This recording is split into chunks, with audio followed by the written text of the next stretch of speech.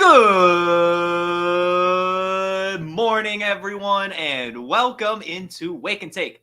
It's your boy Jason, and we've got some football to talk about today. Today, it's not just me. Today, I'm joined by a very special guest. The mad scientist, Aaron St Denis himself, will be joining me today. You've seen him, of course, co-founding the FF Universe. He's one of the expert rankers and writers for Fantasy Pros. You've seen him contribute to PlayerProfiler as well, and, of course, all over Twitter. We're going to be breaking down some of the trending topics, and we're going to get some of his takes for the 2024 season. We've got a great show lined up. So go ahead, take out your coffee, sit back, relax, and enjoy the show.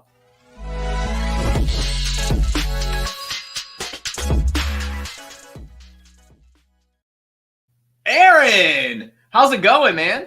Not bad, not bad. I have not had my coffee this morning, so I am not nearly as energetic as you. I came in more like a 5. You're up at a 9. Maybe I need to go hit the coffee maker here. It's all right. As you know, that's what we do here on Wake and Take. We wake up and I yell. Yeah, you will wake people up. That's for sure. Well, thanks for having me. Yeah, I'm excited to have you on here. We've got a good show sheet lined up. And spoiler alert to the audience, we're actually going to record a little episode after this talking my Atlanta Falcons for one of your podcasts as well. So, guys, make sure you check that out. I'm sure we'll have more to talk about after the show on where you can find some of Aaron's work. But it's going to be...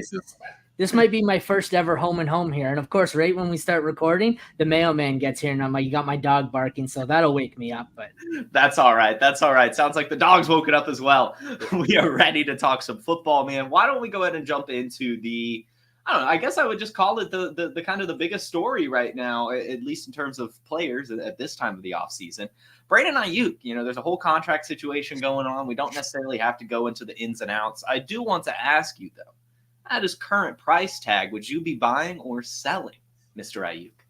I think I'm buying. It's not. I think it's the only story right now. It's boring. There's nothing to talk about but Brandon Aiyuk. I'm buying. He's going 26th overall, so beginning at 3rd round, wide receiver 15. It's basically the same spot as Debo. Debo's going 23rd overall, one receiver spot in front of him. If he stays in this situation, we know what to expect. He was good last year. He's going to have his wide receiver 1 weeks, his weeks where, it goes to a Kittle game or it's a Debo McCaffrey game. So there's always that too many mouths to feed. But I think what we got last year is worst case scenario for him. Like, there aren't too many situations that he moves on to that get worse. It's not like he's going to go anywhere. And none of the teams that are like the Eagles aren't going to have. He's not going to be their wide receiver 3. He goes to Pittsburgh. He's the wide receiver 1. And it's a monster year, and he doubles his ADP. So I think at his current cost, I am in just because really the situation can't get worse. There's not – can you name a more talented offensive unit than the Niners? It's tough. No. I mean, I'm not gonna lie. I'm definitely not buying Brandon Aiyuk, but that I've never he's just a type. His archetype of wide receiver is just never one I'm generally fond of in fantasy. I think he's a great player, and he's, of course, been hyper efficient. We saw it last year, just a number of efficiency metrics that he excelled at. Finished with over 1,300 receiving yards off of only 75 receptions and barely crossing 100 targets. That's hard to do, and that's probably going to happen again. You say it's you say it's probably worst case scenario. I might say that's just about what we can expect. I can't imagine much better, to be completely honest, in that offense.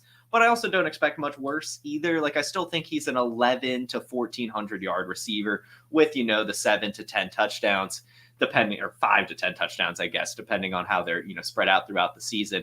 So I don't think you can really lose much value personally with him, but I am probably a bit more of a offload or maybe down tier type of player when I'm looking at Brandon Aiyuk. Is there something I guess, is there another wide receiver in that range you're comfortable taking? If you're kind of asked with that, or is it just kind of it's Brandon Aiyuk time when you're staring there in the 2nd round? It's like Aiyuk, Debo, Nico Collins, Jalen Waddle. See, that's the problem, I think, and that's why I'm more in on him. This range here is the range where I'm starting to not so much love the wide receivers. I take him over Debo. Nico's got just as many mouths to feed. Jalen Waddle's one. I've always been higher on Jalen Waddle. I know he's the 2 there and didn't have a great year last year, but I'd probably take Waddle. Pittman, I think, should have a monster year. He's the easy one there. Yeah. But his range, it's a lot of running backs here. He's got DK Metcalf. This seems to be the range of wide receivers where they're very talented. T. Higgins, wide receivers that are ultra talented, they've just got too many mouths to feed on the roster. And that's, like I said, that's why I'm not out on him. I'm not necessarily buying high. I think you buy medium. He produces at his value. I'm not necessarily out. It's kind of a mediocre for me. I do prefer him over Debo. And like I said, a few other receivers in his range. Yeah. And I think that's reasonable for sure. I'm a bargain bin guy. And especially I really like my Jameson Williams and Christian Watsons. And so I'm just imagining a trade package I could get, like downgrading Brandon Aiyuk to one of those. You lost me at Christian Watson. I'm back in on Jameson Williams, but I can't do this Christian Watson thing again. That's fine. I'm a gambler at heart, I think. You're a glutton for punishment is what you are.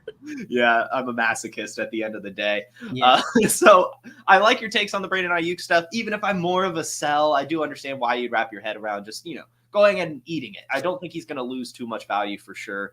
I might want to be more comfortable myself taking some upside swings elsewhere, but I of course like what he can bring. Like you said, worst case scenario, I think maybe is just going to the Commanders. And yet again, he's a number one option that has to rely on his efficiency. And he's going to still get over 1,000 yards and be a really good fantasy producer. So I think worst case scenario, is he stays in San Francisco. Okay. There aren't too many rosters worse than that. Like I said, maybe the Eagles, they're also loaded, but he goes to Pittsburgh. That's a massive upgrade. He goes to Washington. It's Terry McLaurin. I'm out on Dotson. I think he's better than Terry McLaurin considerably. I guess there's a couple, you don't want him in Cincy. I can tell you that's probably a downgrade. But aside from that, I think he's worst case scenario right now. So I'd like to buy at this current price and just pray he ends up somewhere else and I get at least a decent upgrade. And if he doesn't and he ends up in San Fran, well, I've broken even and he's going to be a solid wide receiver for me. Yeah, fair enough. So we'll move on to not necessarily a certain player, but, just what's kind of going on or what has been going on. And that is, of course, just our camps, the mandatory or the voluntary mini camps and just the rookie OTAs and stuff like that. There's some hype building for a lot of different players over this period. Is there anyone in particular that caught your eye, though? I am almost useless to you when I read this this part of the conversation because I spend all my day either at work with my kid or actually doing prep for my work, and I'm going through stats, I'm going through analytics. I can't do this. All these accounts that you see the stupidest things come out of training camp. Unless I see consistent negative things about the same guy over and over again, I'll start to believe those. But how many times are we going to see rookie runs 1 yard route, catches the pass that's airmailed to him, and the hype train goes, I can't do this anymore. I can't do camp hype. I'm just done. I'm checked out. I don't even read half of these. Is there something that particularly caught your eye? Because I quit watching entirely. Yeah, there's a certain way for me to look into this. I am with you, and of course it's gym short season, and I understand that at the end of the day. So that's why I usually tune out a lot of the big headlines. But I do honestly kind of fall for a lot of coach speak and player speak, if you will. I like just listening to what teammates are saying, and even opponents. Earlier this week, we talked about how Darius Slay was hyping up Amari Cooper and stuff like that. I just like hearing what peers think about players, and of course what coaches are expecting for some guys heading into the season. So some hype built around Jameson Williams that I'm of course buying into, that he's set up for a bigger role. Christian Watson talked about earlier, he's talking about he's fixed his hamstrings and went to a specialist. So we'll see. I can't do it, man. When they lost me a couple of years, I might have been the beginning of last year. They had a Jordan Love hype video, and it says the caption is something like, watch as he scrambles behind, in the pocket, extending the play for 5 seconds, and then throws a dart 40 yards downfield for a touchdown. And then the first comment was, I don't remember what analyst, but he was spot on and said, if this was a real game where they could touch the quarterback, he would have been sacked 3 seconds into that play. That's exactly what it is. You see guys, George Pickens posterizing guys along the sideline. Well, of course, it's his teammate who's not touching him. That's why he's making the plays. So For sure. Like I said, I stick to if you see a consistent drumbeat of negativity, I'm really concerned about those. But aside from, something really earth-shattering coming out of any of these camps, I don't care. It's just it's so much smoke screen. How many times have we seen this, this player is not going to have such a heavy workload. We're going to have a 50-50 split. And then week 1 of the season, he has a 90% workload. And it's like, oh, I guess he lied, Pete Carroll. Yeah, no, I think that there's a few of those. Like right now, all this Tank Bigsby hype is bubbling. We did this last year. I know. Well, then I'll ask you this. There has been, I think, founded negativity around maybe Kyren Williams and Javonte Williams. Are those two players that, you could maybe be kind of seeing the negative case for? Okay, so Kyren we'll start with. I talked to him yesterday on my show on the Rams preview. Mm-hmm. I don't think this has anything to do. I'm scared of Kyren, not because of anything Kyren's done. I think he was awesome last year. For me, this is a case of the day 3 or undrafted running backs. How many of them have we seen I said the same thing, though, with Isaiah Pacheco. How many of them have we seen come out, put up monster seasons to different degrees, and then the next year it's like, oh, we'll just draft someone else. We don't care. So I was already worried for the two of them. The Chiefs essentially brought in no one. It's CEH and a bunch of, lowly or undrafted rookies. I'm pretty much back in on Pacheco. Kyren, they brought in Blake Corum and invested pretty decent draft capital in him. I don't necessarily think he's going to lose his job. That screams a scenario where, maybe they're not wanting to give Kyren the workload they gave him last year, which is very scary because Kyren was most of it was all workload. Like there was no Cooper Kupp. Same with Puka. That's what worries me. Cooper Kupp will be back. Maybe they don't want to give Kyren a 90% workload and they brought in some help here. This scares me a bit. So I'm not out on Kyren. He's going like second round, middle of the second round. And I'm like, nah. And I seen the Podfather there say he has 0 shares. And I said, I respect that. I'm like, I don't think I have 0 shares, but the shares I do have are like late 3rd, early 4th. I have 0 shares of second round Kyren Williams. And I talked for so long, I forgot who the second player you mentioned was. Javonte Williams. Oh, okay. See, that's another one where I like Javonte. I thought he was pretty talented. I know he had the injury, and the concerning metric is his broken tackle rate has just plummeted from college and his first year to after the injury, and that scares the heck out of me. But the hype here is all Jaleel McLaughlin. What do they got? Blake Watson. I don't think there's any real competition here, and I still think he's better. And, second year post-injury, I think he'll ramp up slowly. And I think he should get back to probably 80% of what he was. So I have a lot more. Well, I got him. What did I get him? I got him in a draft maybe an hour ago, and I feel like I got 9th round Javonte Williams. So yeah, Javonte is scary to me. He's not as scary, mainly because he's 6 rounds later in cost. That's fair. I like those takes as well. Very excited to see what happens with really the Rams offense. Talked about it on Wednesday's episode. How I'm very much in on buying Cooper Kupp and really just this Rams offense as a whole outside of Kyren, just at his price tag. But still think terrifying. Puka's the same. Puka's price tag. Puka and Kyren, there is not a lot of room for profit there. You're buying at the absolute ceiling. Yeah, and that, sure, they could give it to you. I'm not going to sit here and try to argue too much. They are talented. We saw the production, but Cooper Kupp, wide receiver 21, there's a lot of room for improvement there. Even he finishes, what's the worst he was before? A wide receiver 2? You're still making a profit. You can't really make a profit on the other 2. So that's why I have a lot more Cooper Kupp. Yeah, I almost have too much Cooper Kupp, but whatever. Oh, well. So these are some great takes, man. Let's go ahead and get you to the take part of the show. I'm ready to hear what you got. We talked a little bit before the show. You think they're not that spicy, but I'm willing to bet that these are going to be some good takes. These are going to be good.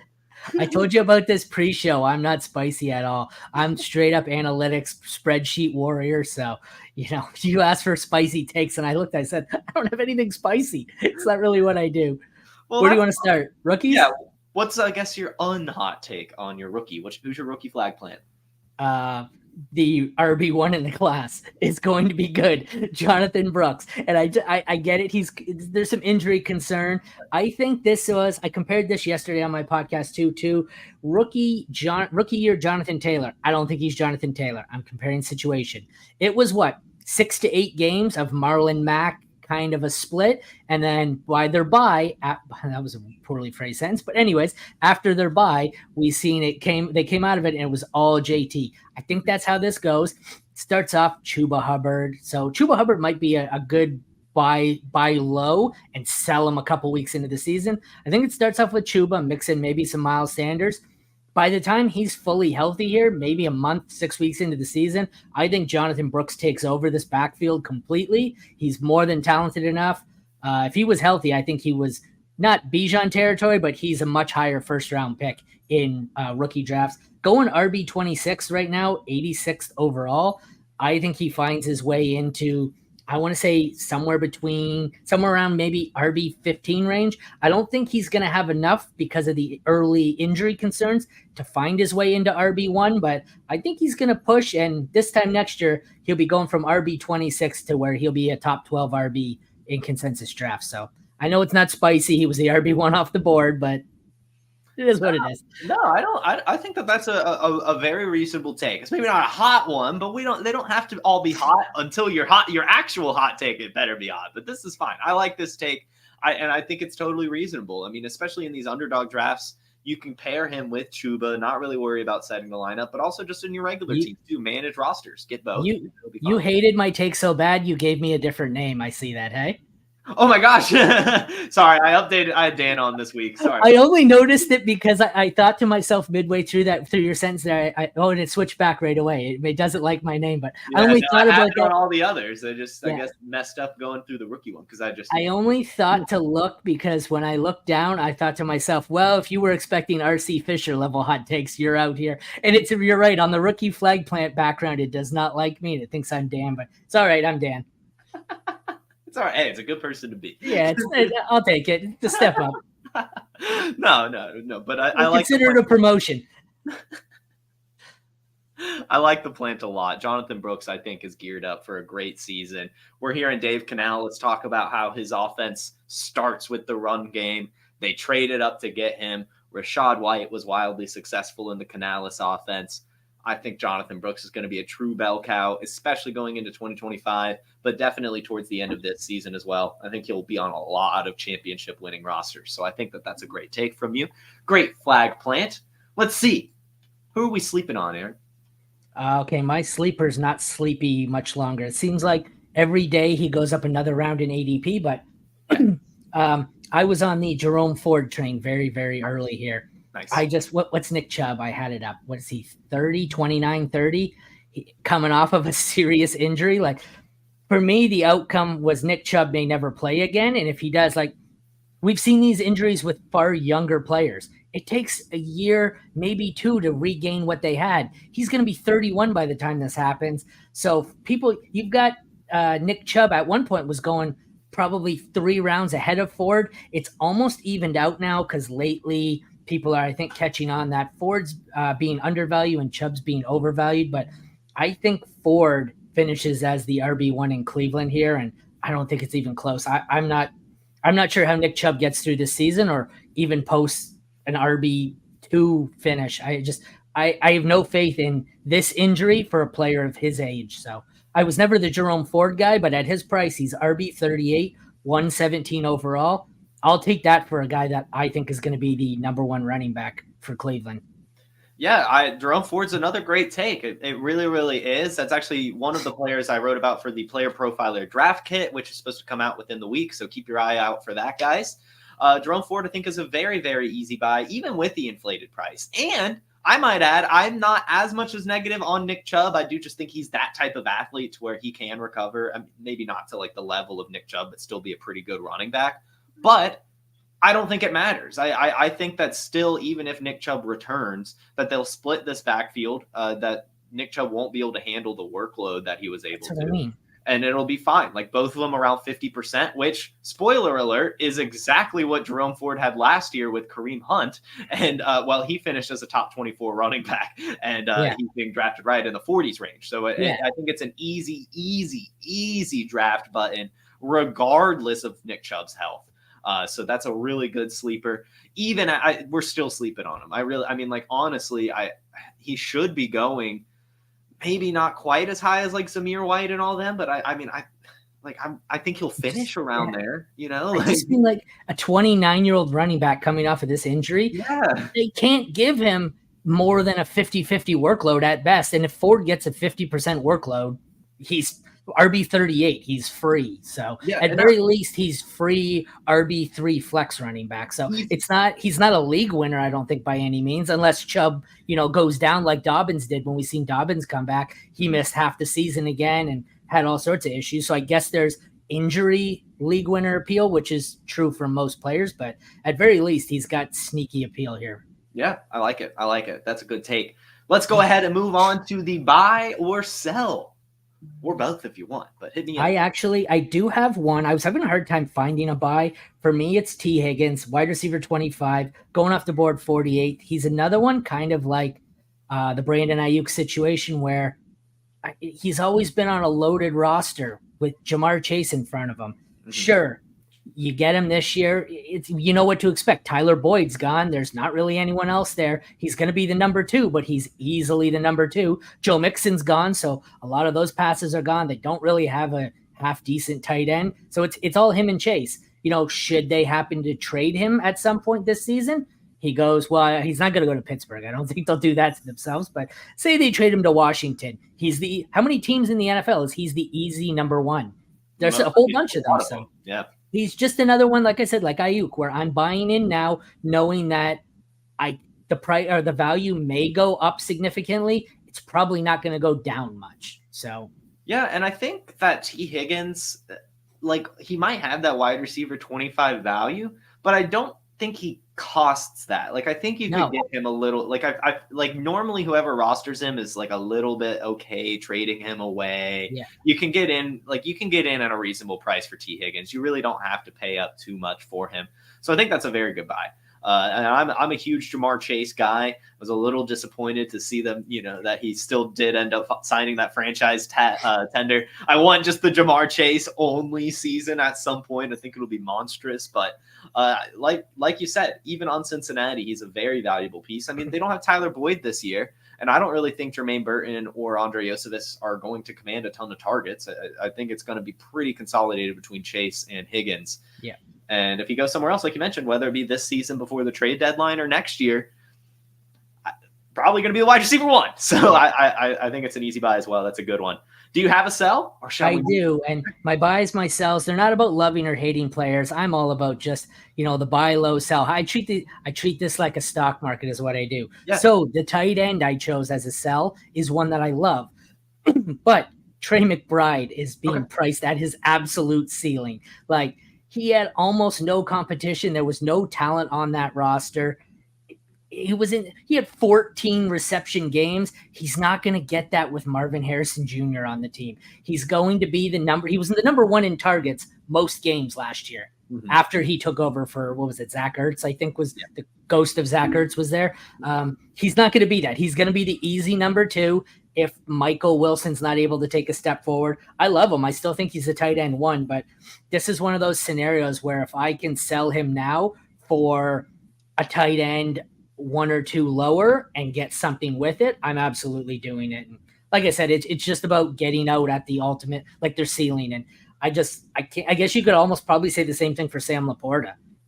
I love both players. I love both tight ends, but man, there's a lot of tight ends that were great last year. If you look at their underlying metrics, a lot of the top 10 tight ends could be in for some real regression here and just back to a norm. And I'm not sure I want to be buying all of them at their high point here. So I'm trying to sell. I'm sure I'll be wrong on some of them, but I'd like to get out on McBride and make a bit of a profit here and get something, and along with it, if I can tear down. Yeah. No, that has been. McBride is the one I'm not going to lie, I'm a little less confident in because I don't think he loses too much value. However, I'll just continue my thought. I have been very much attacking exactly what you're saying. Selling Dalton Kincaid, Trey McBride, Yes. Brock Bowers, Yep. maybe Laporta if the return is good enough. For some of these tight ends right after them with the cherry on top. Kyle Pitts, Mark Andrews, TJ Hawkinson, Travis Kelce if I'm contending. I mean, like, you can get some really, really great tight ends and not lose any production and get something on top. That's what I mean. I'm not saying give them away. I'm saying go get yourself a King's ransom. You know, they're dynasty tight end 1 and 2. Go sell them. Trade down. If you're in a win now, trade down. Trade for Mark Andrews, whoever. Plus, you can get yourself an RB2 with them. Yeah. Oh, Andrews is old. I want, Trey McBride's what, a third-year player? Okay, I'll take that. I'll just win this year. Someone's got to win this year. Exactly. No, I think that's a really good one. The tight end market in general is very strange right now. I think it will be shaken up a ton.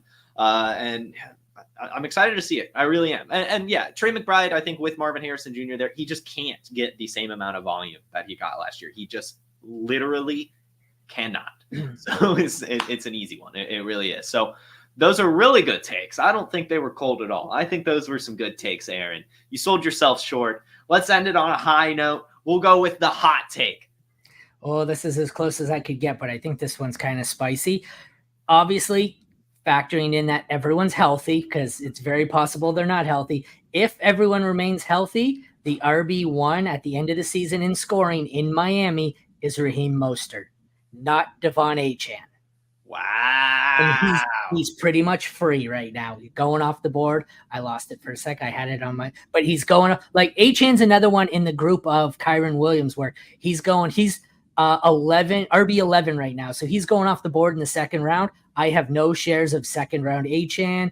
Mostert, let me keep scrolling. Mostert's down here at 28, RB 28. So I think at very worst, they're going to be 50-50 here. I think Achane's being priced at his ceiling, and Mostert's the forgotten man because, he's old and injury prone. But unlike Chubb, who is actively injured and recovering, Mostert's not injured right now. He's just old. So I'll take him.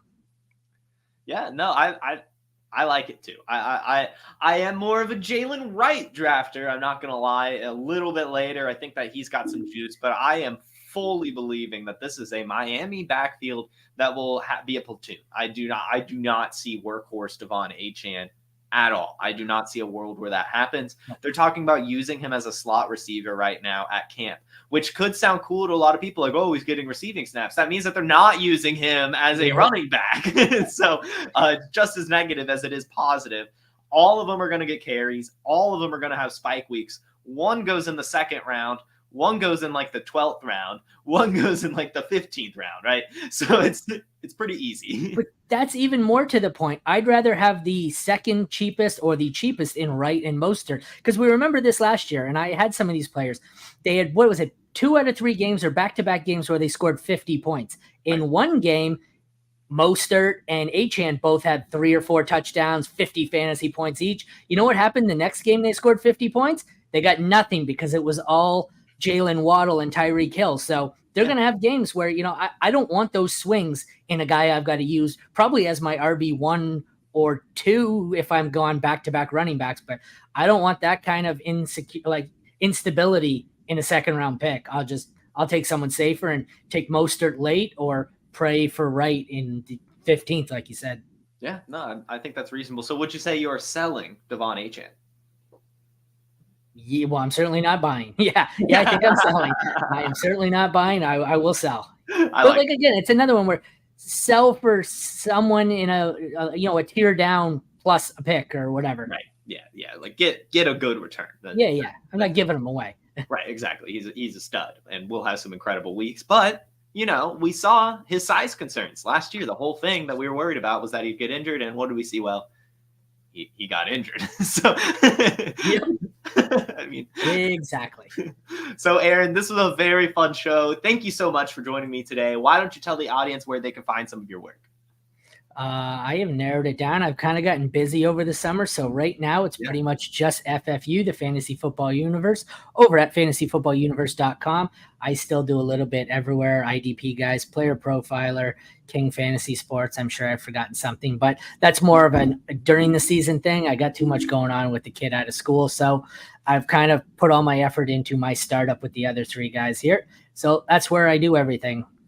Nice. Yeah. And go follow Aaron. I'll put his Twitter username in the bio for the show. Thank you all. At FF Mad Scientist. There we go. At FF Mad Scientist. That will be in the description. So go follow him there. And just go subscribe to the Fantasy Football Universe as well. Tons of great content coming out. And stay tuned for our Falcons episode with us two talking about my Atlanta Falcons. Audience, thank you so much for tuning in. You guys were incredible as always. I'll see you all back on Monday, 10 a.m. Eastern, the Player Profiler, YouTube, Facebook, Instagram, and Twitter. Don't forget to hit the like button. Don't forget to subscribe. Have a fantastic Friday and a wonderful weekend. Peace. Hey, I want to thank you for being part of this broadcast. If you have any thoughts on it, leave a comment. If you enjoyed it, make sure you leave a like. And if you want to see more shows on the Player Profiler channel, subscribe to it. That's how we know you want more.